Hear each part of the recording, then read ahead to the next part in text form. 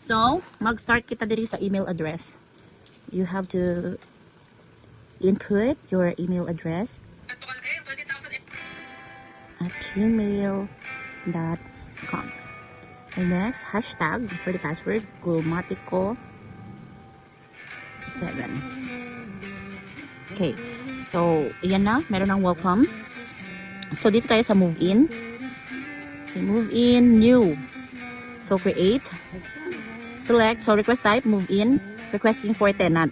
O, pag kita ang magsulod, authorized occupant. Pag si Jaya mismo, kaya siya ang nakaname dito, so myself. Pero kay mga ano man, mga mag-board or check-in, tenant lang. And then, date will start today. Okay. Now, the first name. Ito first name niya. Wait, check ko na lang dito sa ano. Cut ko muna. Yan na yung date. Input the name of the tenant.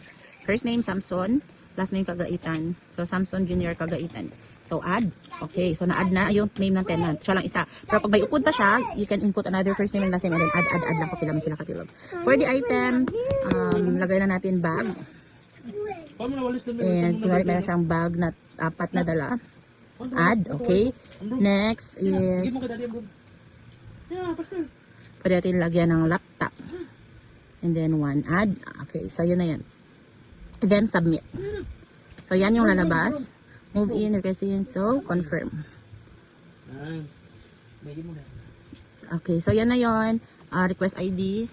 After nito, wait na lang ng confirmation coming from PH Facial. So, okay na yan siya.